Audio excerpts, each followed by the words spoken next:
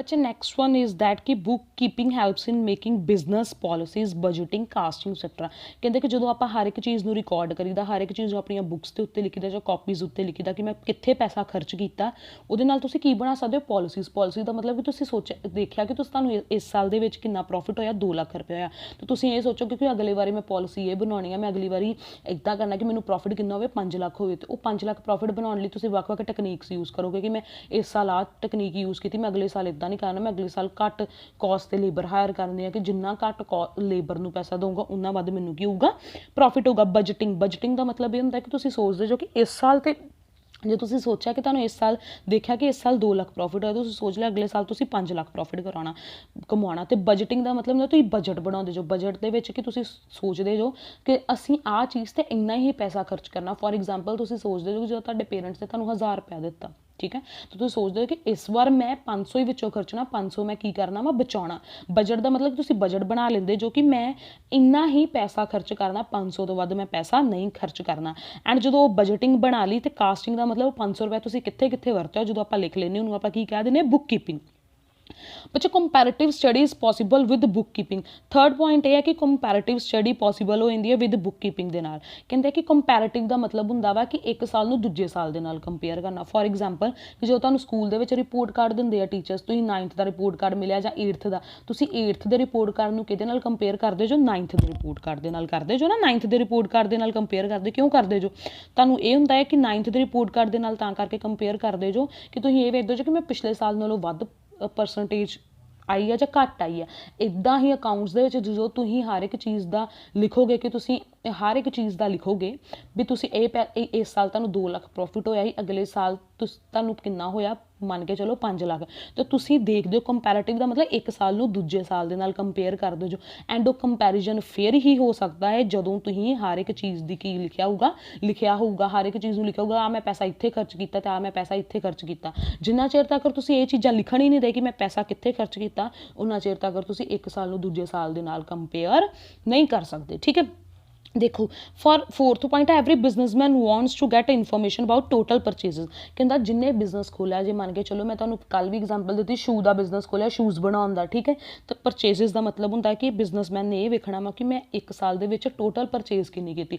हुण शू बनाउण नूं देखो जे शूज़ बनाने आ तो उहदे लई तुहानूं बहुत कुछ चाहिए लेसिस चाहिए ने ठीक है लेसिस किन्ने बाय कीते क्योंकि हुण कंपनी ने बाहरों चीज़ां बाय करनियां थोड़ियां थोड़ियां ये थोड़ी कि कंपनी को सारा कुछ अपने कोल ही अवेलेबल लेसिस मंगवाऊगी जिहड़ा शू ਦੇ ਵਿੱਚ ਜਿਹੜਾ ਲੈਦਰ ਲੱਗਦਾ ਉਹ ਵੀ ਬਾਹਰੋਂ ਮੰਗਵਾਊਗੀ। ਇਹਦਾ ਮਤਲਬ ਕਿ ਕੰਪਨੀ ਨੇ ਬਾਹਰਲੇ ਲੋਕਾਂ ਕੋਲੋਂ ਕਿੰਨੀਆਂ ਚੀਜ਼ਾਂ ਮੰਗਵਾਈਆਂ ਪਰਚੇਜ਼ਸ ਦਾ ਮਤਲਬ ਕਿੰਨੀਆਂ ਚੀਜ਼ਾਂ ਖਰੀਦੀਆਂ ਕੰਪਨੀ ਨੇ ਤਾਂ ਕਿੱਥੋਂ ਪਤਾ ਲੱਗੂਗਾ ਜਦੋਂ ਕੰਪਨੀ ਨੇ ਹਰ ਇੱਕ ਚੀਜ਼ ਲਿਖੀ ਹੋਊਗੀ ਕਿ ਮੈਂ ਇੰਨੇ ਲੱਖ ਦਾ ਸਮਾਨ ਬਾਹਰੋਂ ਬਾਈ ਕੀਤਾ ਵਾ ਉਹ ਫਿਰ ਕੰਪਨੀ ਨੂੰ ਤਾਂ ਹੀ ਪਤਾ ਲੱਗੂਗਾ। ਠੀਕ ਹੈ ਟੋਟਲ ਸੇਲਸ ਫਿਰ ਜੇ ਬੁੱਕ ਕੀਪਿੰਗ ਉਹੀ ਹੈ ਨਾ ਕਿ ਤੁਸੀਂ ਜਦੋਂ ਰਿਕਾਰਡ ਰੱਖੋਗੇ ਕਿ ਜੇ 1 ਲੱਖ ਰੁਪਏ ਦੀਆਂ ਬਾਹਰੋਂ ਚੀਜ਼ਾਂ ਮੰਗਵਾਈਆਂ ਤੇ ਤੁਸੀਂ 2 ਲੱਖ ਦਾ ਸਮਾਨ ਸੇਲ ਕੀਤਾ ਤਾਂ ਓਬਵੀਅਸਲੀ ਬੱਚੇ ਵੇਖੋ 1 ਲੱਖ ਦੀ ਬਾਹਰੋਂ ਚੀਜ਼ ਮੰਗਵਾਈ ਸੀ ਕੋਈ ਨਾ ਕੋਈ ਤਾਂ 2 ਲੱਖ ਦਾ ਸਮਾਨ ਸੇਲ ਕੀਤਾ ਦੈਟ ਮੀਨਸ ਪ੍ਰੋਫਿਟ ਕਿੰਨਾ ਹੋਇਆ ਤੁਹਾਨੂੰ 2 ਲੱਖ ਮਾਈਨਸ 1 ਲੱਖ ਕਿਉਂਕਿ ਦੇਖੋ ਤੁਸੀਂ ਜਦੋਂ ਸੇਲ ਕੀਤੀ ਸੇਲ ਦਾ ਮਤਲਬ ਹੁੰਦਾ ਕਿ ਬਾਹਰਲੇ ਲੋਕਾਂ ਨੂੰ ਆਪਣੀਆਂ ਚੀਜ਼ਾਂ ਵੇਚੀਆਂ ਕਿੰਨੇ ਦੀਆਂ 2 ਲੱਖ ਦੀਆਂ ਚੀਜ਼ਾਂ ਖਰੀਦੀਆਂ ਕਿੰਨੇ ਦੀਆਂ 1 ਲੱਖ ਦੀਆਂ ਤੇ 2 ਲੱਖ ਮਾਈਨਸ 1 ਲੱਖ ਪ੍ਰੋਫਿਟ ਕਿੰਨਾ ਹੋ ਗਿਆ ਤੁਹਾਨੂੰ 1 ਲੱਖ। ਸਮਝ ਆ ਰਹੀ ਹੈ।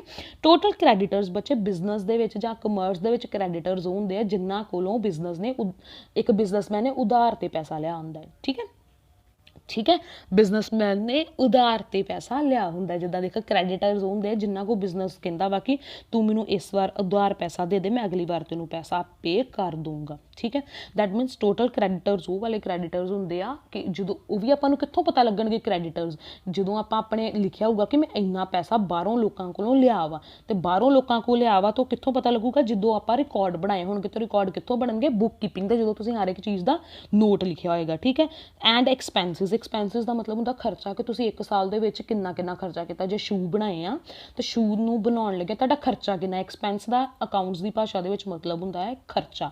ਟੋਟਲ ਕ੍ਰੈਡੀਟਰਸ ਹੁੰਦੇ ਆ ਕਿ ਜਦੋਂ ਬਿਜ਼ਨਸਮੈਨ ਨੇ ਉਧਾਰ ਤੇ ਪੈਸਾ ਲਿਆ ਕਿਸੇ ਵੀ ਬੰਦੇ ਕੋਲ ਉਹਨੂੰ ਆਪਾਂ ਕੀ ਕਹਿ ਦਿੰਦੇ ਆ ਕ੍ਰੈਡੀਟਰ ਕਹਿ ਦਿੰਦੇ ਆ। ਠੀਕ ਹੈ ਜੀ।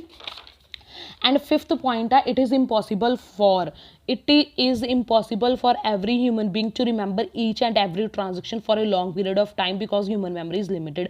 ਕਹਿੰਦਾ ਬੁੱਕ ਕੀਪਿੰਗ ਕਰਨ ਦਾ ਮਤਲਬ ਹੀ ਇਹ ਆ ਕਿ ਰਿਕਾਰਡ ਰੱਖਣ ਦਾ ਮਤਲਬ ਇਹੀ ਆ।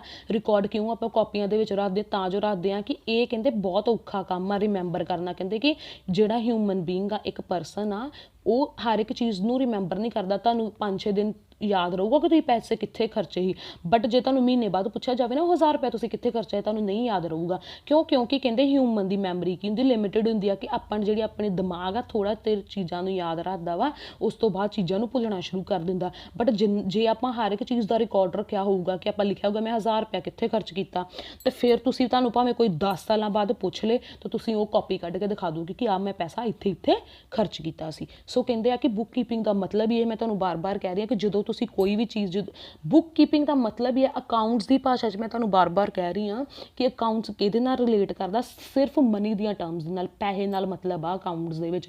ਕਮਰਸ ਲੈਣ ਦੇਣੀਆਂ ਕਾਹਦਾ ਪੈਸੇ ਦਾ, ਇਹਦੇ ਵਿੱਚ ਕਿਸੇ ਦੇ ਨਾਲ ਜੇ ਆਪਾਂ ਇਹ ਕਹਿ ਦਈਏ ਨਾ ਕਿ ਬੰਦਾ ਬੜਾ ਇਮਾਨਦਾਰ ਆ, ਇਮਾਨਦਾਰੀ ਦਾ ਕੋਈ ਮਤਲਬ ਨਹੀਂ ਬਣਦਾ। ਕਹਿੰਦੇ ਸਿਰਫ ਆਪਾਂ ਉਹ ਚੀਜ਼ਾਂ ਨੋਟ ਡਾਊਨ ਕਰਨੀਆਂ ਜਿਹੜੀਆਂ ਕਿਹਦੇ ਵਿੱਚ ਹੋਣ ਸਿਰਫ ਪੈਸੇ ਦੇ ਵਿੱਚ ਹੋਣ। ਪੈਸਾ ਹੋਊਗਾ ਤਾਂ ਉਹ ਚੀਜ਼ ਲਿਖੀ ਜਾਊਗੀ, ਜੇ ਪੈਸਾ ਨਹੀਂ ਆ ਤੇ ਨਹੀਂ ਲਿਖੀ ਜਾਊਗੀ। ਦੈਟ ਮੀਨਸ ਕਿ ਆਪਾਂ ਬੁੱਕ ਕੀਪਿੰਗ ਦੇ ਵਿੱਚ ਉਹ ਵਾਲੀਆਂ ਚੀਜ਼ਾਂ ਲਿਖਣੀਆਂ ਵਾ ਜਿਹੜੀ ਕਿਹਦੇ ਨਾਲ ਰਿਲੇਟ ਕਰਦੀਆਂ ਪੈਸੇ ਦੇ ਨਾਲ।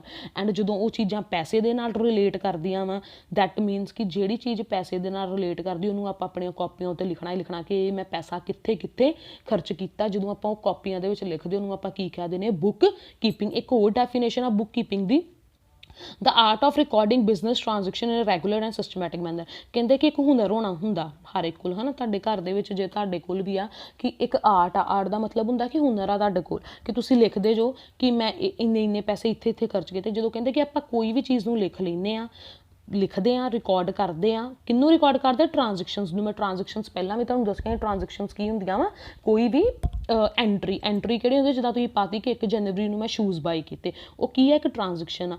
ਕਾਹਦੇ ਵਿੱਚ ਲਿਖਦੇ ਜੋ ਇਨ ਸਿਸਟਮੈਟਿਕ ਮੈਨਰ ਦਾ ਮਤਲਬ ਇਹ ਹੁੰਦਾ ਕਿ ਤੁਸੀਂ ਡੇਟ ਵਾਈਜ਼ ਜਦੋਂ ਉਹ ਚੀਜ਼ ਨੂੰ ਲਿਖਦੇ ਜਿਹਨੂੰ ਆਪਾਂ ਕੀ ਕਹਿ ਦਿੰਦੇ ਆ ਬੁੱਕ ਕੀਪਿੰਗ। ਠੀਕ ਹੈ, ਹੁਣ ਦੇਖੋ ਬੱਚੇ ਕਰੈਕਟਰਿਸਟਿਕਸ ਆਫ ਬੁੱਕ ਕੀਪਿੰਗ। ਕਰੈਕਟਰਿਸਟਿਕਸ ਕੀ ਆ? ਕਰੈਕਟਰਿਸਟਿਕਸ ਦਾ ਮਤਲਬ ਆ ਕਿ ਕੀ ਫੀਚਰਸ ਆ ਉਹਦੇ। ਠੀਕ ਹੈ, ਹੁਣ ਦੇਖੋ book keeping record can be relate to, ਕਹਿੰਦਾ ਕਿ ਆਪਾਂ ਕਿਹੜੇ ਲੋਕਾਂ ਦਾ ਰਿਕਾਰਡ ਰੱਖ ਸਕਦੇ ਹਾਂ ਆਪਣੀਆਂ ਕਿਤਾਬਾਂ ਦੇ ਵਿੱਚ। ਇੱਕ ਪਰਸਨ ਦਾ ਦੇਖੋ ਜਿੱਦਾਂ ਹੁਣ ਤੁਹਾਡੇ ਪਾਪਾ 1 ਲੱਖ ਰੁਪਇਆ ਮਹੀਨੇ ਦਾ ਕਮਾਉਂਦੇ, ਮੰਨ ਕੇ ਚੱਲੋ ਕਿ ਜਿੱਦਾਂ ਡਾਕਟਰ ਹੀ ਆ ਤੁਹਾਡੇ ਪਾਪਾ ਕੀ ਹੋ ਗਏ ਇੱਕ ਪਰਸਨ ਹੋ ਗਏ, ਹੈ ਨਾ। ਤੇ ਪਰਸਨ ਕੀ ਕਰਨ ਦਿਆ 1 ਲੱਖ ਰੁਪਇਆ ਸੋਚਦਾ ਕਿ ਮੈਂ 1 ਮਹੀਨੇ 'ਚ ਕਿੱਥੇ ਖਰਚਿਆ। ਆਪਾਂ ਕਿਹਦਾ ਰਿਕਾਰਡ ਰੱਖਣ ਦੇ ਆਪਣੇ ਪਾਪਾ ਦਾ ਕਿ ਉਹਨਾਂ ਨੇ 1 ਲੱਖ ਰੁਪਇਆ ਕਿੱਥੇ ਖਰਚਿਆ। ਠੀਕ ਹੈ, ਫਿਰ ਕਹਿੰਦੇ ਫਰਮ ਦਾ, ਇੱਕ ਫਰਮ ਜਿੱਦਾਂ ਤੁਹਾਡਾ ਸਕੂਲ ਕੀ ਹੈ ਕਿ ਤੁਹਾਡੀ ਫਰਮ ਆ ਕਿ ਜਿਹਦੇ 4-5 ਜਣਿਆਂ ਨੇ ਰਲ ਕੇ ਕੋਈ ਚੀਜ਼ ਬਣਾਈ ਹੁੰਦੀ ਆ, ਜਿਹੜੇ ਸਾਰੇ 4-5 ਜਣੇ ਓਨਰਸ ਹੁੰਦੇ ਆ। ਹੁਣ ਸਕੂਲ ਇਕੱਲਾ 1 ਜਣੇ ਦਾ ਨਹੀਂ, ਉਹਦੇ ਵਿੱਚ 3-4 ਜਣੇ ਕਿਸੇ ਵੇਲੇ ਪਾਰਟਨਰਸ ਬਣੇ ਹੁੰਦੇ। ਪਾਰਟਨਰਸ ਹੁੰਦੇ ਆ ਕਿ ਜਿੱਦਾਂ 1 ਜਣੇ ਨੇ ਨਹੀਂ ਪੈਸੇ ਲਾਏ, 3-4 ਜਣਿਆਂ ਨੇ। ਸੋ ਆਪਾਂ ਕਿਹਦੇ ਆਪਾਂ ਅਕਾਊਂਟਸ ਬਣਾ ਸਕਦੇ ਹਾਂ, ਇੱਕ ਪਰਸਨ ਦੇ, ਇੱਕ ਫਰਮ ਦੇ। ਫਰਮ ਕਿੱਦਾਂ ਹੁੰਦੀ ਜਿੱਦਾਂ ਸਕੂਲਸ ਹੋ ਗਏ, ਹਸਪੀਟਲਸ ਹੋ ਗਏ। ਠੀਕ ਹੈ,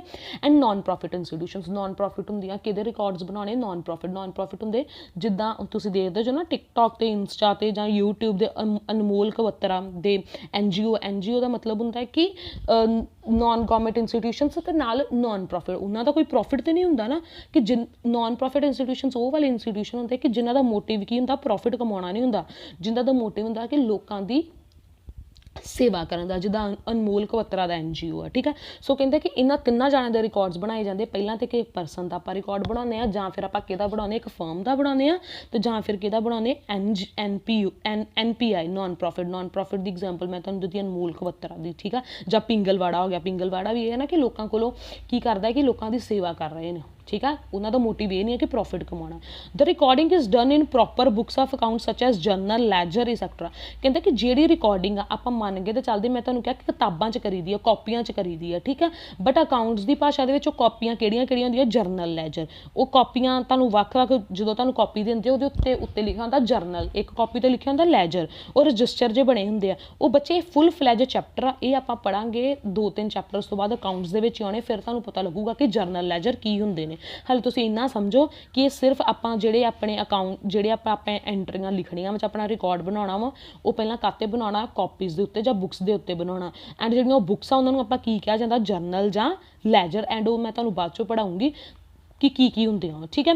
transaction to be recorded in monetary terms, ਬਸ ਉਹੀ ਨਾ ਮੈਂ ਤੁਹਾਨੂੰ ਕਹਤਾ ਕਿ ਬੁੱਕ ਕੀਪਿੰਗ ਦੇ ਵਿੱਚ ਉਹੀ ਟ੍ਰਾਂਜੈਕਸ਼ਨਸ ਆਉਣੀਆਂ ਵਾ, ਉਹੀ ਐਂਟਰੀਆਂ ਤੁਸੀਂ ਉਹੀ ਰਿਕਾਰਡ ਕਰੋਗੇ, ਚੀਜ਼ਾਂ ਜਿਹੜੀਆਂ ਕਾਹਦੇ ਵਿੱਚ ਹੋਣਗੀਆਂ, ਮਨੀ ਦੀ ਫਾਰਮ 'ਚ ਹੋਣਗੀਆਂ। ਮਨੀ ਦੀ ਫਾਰਮ ਦੇ ਵਿੱਚ ਮਤਲਬ ਕਿ ਜਿਹੜੀਆਂ ਪੈਸੇ ਦਾ ਲੈਣ ਦੇਣ, ਪੈਸੇ ਤੋਂ ਬਿਨਾਂ ਦਾ ਲੈਣ ਦੇਣ ਕੋਈ ਵੀ ਆਪਾਂ ਨਹੀਂ ਲਿਖਾਂਗੇ, ਠੀਕ ਹੈ। Book keeping is both science as well as art. ਬੱਚੇ ਬੁੱਕ ਕੀਪਿੰਗ ਕਹਿੰਦਾ ਹੈ ਕਿ ਇੱਕ ਸਾਇੰਸ ਵੀ ਹੈ ਅਤੇ ਆਰਟ ਵੀ ਹੈ। ਸਾਇੰਸ ਦਾ ਮਤਲਬ ਇਹ ਆ ਕਿ ਫਸਟ ਆਫ ਆਲ ਸਾਇੰਸ ਦਾ ਮਤਲਬ ਹੁੰਦਾ ਕਿ ਤੁਹਾਡੇ ਕੋਲ ਨੌਲੇਜ ਹੋਣੀ ਚਾਹੀਦੀ ਬੱਚੇ, ਠੀਕ ਹੈ। ਇੱਕ ਪਰਸਨ ਕੋਲੋਂ ਕੀ ਹੋਣੀ ਚਾਹੀਦੀ ਆ, ਨੌਲੇਜ ਹੋਣੀ ਚਾਹੀਦੀ, as well as art. Art ਦਾ ਮਤਲਬ ਹੁੰਦਾ ਤੁਹਾਡੇ ਕੋਲ ਹੁਨਰ। ਕਹਿੰਦਾ ਬੁੱਕ ਕੀਪਿੰਗ ਇਹੀ ਮੋਟਿਵ ਆ ਬੁੱਕ ਕੀਪਿੰਗ ਦਾ ਕਿ ਜਿਹੜੇ ਪਰਸਨ ਨੇ ਰਿਕਾਰਡ ਬਣਾਉਣਾ ਵਾ, ਫਸਟ ਆਫ ਆਲ ਉਹਦੇ ਕੋਲ ਕੀ ਹੋਣੀ ਚਾਹੀਦੀ ਆ, ਨੌਲੇਜ ਹੋਣੀ ਚਾਹੀਦੀ ਹੈ। ਦੂਜਾ ਉਹਦੇ ਕੋਲ ਕੀ ਹੋਣਾ ਚਾਹੀਦਾ, ਹੁਨਰ। ਹੁਣ ਦੇਖੋ ਦੋਵੇਂ ਚੀਜ਼ਾਂ ਹੋਣੀਆਂ ਚਾਹੀਦੀਆਂ। ਜੇ ਨੌਲੇਜ ਨਹੀਂ ਹੋਈ, ਠੀਕ ਹੈ, ਨੌਲੇਜ ਨਹੀਂ ਹੋਈ ਤਾਂ ਉਹ ਅਕਾਊਂਟਸ ਨਹੀਂ ਬਣਾ ਸਕਦਾ, ਠੀਕ ਹੈ। ਬਟ ਕਿਸੇ ਟਾਈਮ ਇੱਦਾਂ ਹੋ ਜਾਂਦਾ ਕਿ ਕਿਸੇ ਕੋਲ ਨੌਲੇਜ ਨਹੀਂ ਵੀ ਆ, ਠੀਕ ਹੈ, ਨੌਲੇਜ ਨਹੀਂ ਵੀ ਹੈਗੀ, ਪਰ ਉਹਦੇ ਕੋਲ ਆਰਟ ਆ। ਆਰਟ ਦਾ ਮਤਲਬ ਇਹ ਹੈ ਕਿ ਜਿੱਦਾਂ ਦੇਖੋ ਹੁਣ ਕਾਰਪੈਂਟਰ ਆ, ਕਾਰਪੈਂਟਰ ਨਹੀਂ ਵੀ ਪੜ੍ਹਿਆ ਲਿਖਿਆ ਹੁੰਦਾ, ਠੀਕ ਹੈ ਨਾ, ਬਟ ਉਹ ਜਦੋਂ ਛੋਟੇ ਹੁੰਦੇ ਤਾਂ ਆਪਣੇ ਪਾਪਾ ਕੋਲੋਂ ਸਿੱਖਦਾ ਰਹਿੰਦਾ, ਉਹ ਇੱਕ ਬੈਟਰ ਬਣ ਜਾਂਦਾ ਕਾਰਪੈਂਟਰ। ਸੋ ਕਹਿੰਦੇ ਆ ਕਿ ਬੁੱਕ ਕੀਪਿੰਗ ਦੇ ਵਿੱਚ ਤੁਹਾਨੂੰ ਨੌਲੇਜ ਵੀ ਹੋਣੀ ਚਾਹੀਦੀ ਹੈ ਅਤੇ ਤੁਹਾਡੇ ਕੋਲ ਸਕਿੱਲਸ ਵੀ ਹੋਣੀਆਂ ਚਾਹੀਦੀਆਂ, ਠੀਕ ਹੈ। And last point is book keeping should be done in systematic manner. ਤੁਸੀਂ ਪਹਿਲਾਂ ਵੀ ਪੜ੍ਹਿਆ ਵਾ ਕਿ ਡੇਟ ਵਾਈਜ਼ ਆਪਾਂ ਹਰ ਇੱਕ ਐਂਟਰੀ ਨੂੰ ਲਿਖਣਾ ਵਾ। ਇਹ ਨਹੀਂ ਹੈ ਕਿ 30 ਜਨਵਰੀ ਵਾਲੀ ਪਹਿਲੇ ਨੰਬਰ 'ਤੇ ਲਿਖਦੀ ਐਂਡ 1 ਜਨਵਰੀ ਵਾਲੀ ਲਾਸਟ 'ਤੇ ਲਿਖਦੀ, ਇੱਦਾਂ ਦੀ ਜਿਹੜੀ ਸੀਰੀਅਲ ਵਾਈਜ਼ ਆਪਾਂ ਟ੍ਰਾਂਜੈਕਸ਼ਨਸ ਨੂੰ, ਐਂਟਰੀਜ਼ ਨੂੰ ਲਿਖਣਾ ਨੂੰ ਆਪਾਂ ਕੀ ਕਹਿ ਦਿੰਦੇ ਆ, ਬੁੱਕ ਕੀਪਿੰਗ। ਬੱਚੇ ਹੁਣ ਜਿਹੜੀ ਚੀਜ਼ ਤੁਹਾਨੂੰ ਨਹੀਂ ਇਹਦੇ ਵਿੱਚ ਸਮਝ ਆਏਗੀ, you can ask me again and again. ਅਤੇ ਹੁਣ ਇਹਦੇ ਵਿੱਚ ਇੱਕ ਮੈਂ ਤੁਹਾਨੂੰ ਮੇਨ ਥਿੰਗ ਇਹ ਕਰਵਾਈ ਆ ਕਿ ਬੁੱਕ ਟ੍ਰਾਂਜੈਕਸ਼ਨਸ ਉਹ ਹੁੰਦੀਆਂ ਐਂਟਰੀ ਕੀ ਹੁੰਦੀ, ਜਿਹੜਾ ਤੁਸੀਂ ਕੋਈ ਵੀ ਰਿਕਾਰਡ ਰੱਖਦੇ ਜੋ, ਰਿਕਾਰਡ ਰੱਖਿਆ ਕਿ ਮੈਂ ਇੱਕ ਜਨ ਨੂੰ ਸ਼ੂਜ਼ ਬਾਏ ਕੀਤੇ, ਉਹਨੂੰ ਆਪਾਂ ਕੀ ਕਹਿ ਦਿੰਦੇ ਅਕਾਊਂਟਸ ਦੀ ਭਾਸ਼ਾ ਦੇ ਵਿੱਚ, entry. So that's all for today. Thanks student.